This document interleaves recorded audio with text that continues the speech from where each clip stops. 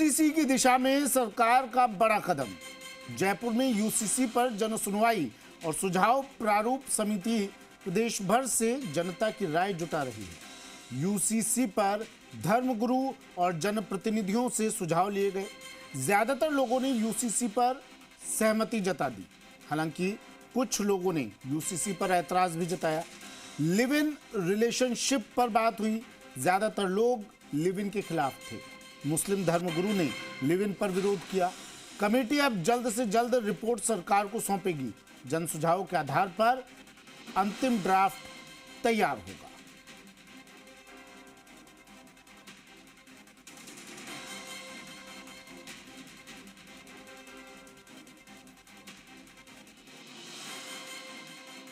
इस समय जो परिस्थितियां हैं और जो आवश्यकताएं हैं उस पर आज समिति के द्वारा हम सब ने अपने अपने विषय रख दिए। यहाँ पर समान नागरिकता कानून की बात कर रहे हैं, सिविल यूनिफॉर्म की बात कर रहे हैं। कुछ लोगों ने अपने पक्ष रख दिए हैं, लेकिन मैं कुछ चीज़ों के मैं एक धर्मगुरु होने के नाते भी माने कि मैं उन कुछ विषयों के लिए कदापि तैयार नहीं होता।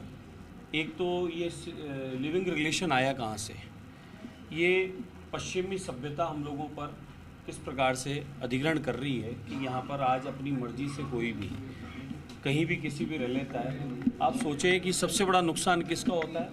उन बहन बेटियों का होता है जिन्हें अचानक धुतकार दिया जाता है, निकाल दिया जाता है, छोड़ दिया जाता है। फिर उस रिलेशन के माध्यम से कोई संतान उत्पन्न हो जाती है। उस संतान पे एक नाम रख दिया जाता है कि नाजायज़। तो संतान नाजायज़ कैसे हो सकती है? नाजायज़ कृत्य तो किया उन्होंने जिन्होंने पैदा किया, उस पर क्यों इस प्रकार का आरोप? तो ये घटना घटे ही नहीं। और फिर भी अगर कोर्ट का आदेश हो गया है और इस पर कोई कानून नियम बनता है, मैं मानता हूँ कि उन महिलाओं का और उन बच्चों के संरक्षण के लिए ही ये नियम है कि उन माताओं, बहनों, बेटियों के साथ में कोई भी दुराचार किसी प्रकार का हो जाता है तो उनका संरक्षण हो पाएगा, कानून होगा तो, और उस बच्चे की परवरिश की पूरी जिम्मेदारी भी होगी। अभी जिन लोगों से बात हुई उसमें आम जनता तो अभी नहीं आई थी, लेकिन जनप्रतिनिधिगण और विभिन्न धर्म के प्रतिनिधिगण आए थे और उन्होंने यूसीसी राजस्थान में लागू किया जाए या न लागू किया जाए इस पर अपने अपने मत प्रकट किए।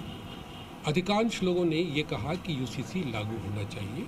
कुछ लोगों ने ज़रूर कहा कि यूसीसी अगर लागू होता है तो कहीं धार्मिक उनकी भावना को ठेस न पहुँचे, इसको ज़रूर एग्जामिन कर लिया जाए।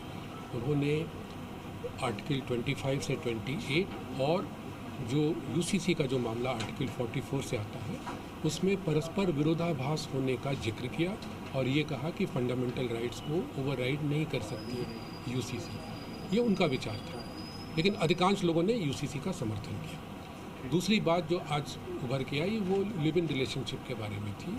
ये कहा गया कि लिव इन रिलेशनशिप का यदि रजिस्ट्रेशन किया गया तो एक प्रकार से इसको अमली जामा पहनाना कहा जाएगा। और जो हिंदू समाज के लोग भी और मुस्लिम समाज के लोगों ने भी ये कहा कि हमारी मान्यताओं के खिलाफ है लिव इन रिलेशनशिप। ये एक मत प्रकट किया गया। अब इस मत के विपरीत जो दूसरा मत उनके समक्ष रखा गया वो माननीय सुप्रीम कोर्ट की व्याख्या और लिव इन रिलेशनशिप से जनित होने वाले बच्चों के अधिकारों का संरक्षण और लिव इन रिलेशनशिप में रहने वाली महिलाओं के हितों का संरक्षण कैसे किया जाए, इस पर विचार करने की बात पूरी सभा में रखी गई।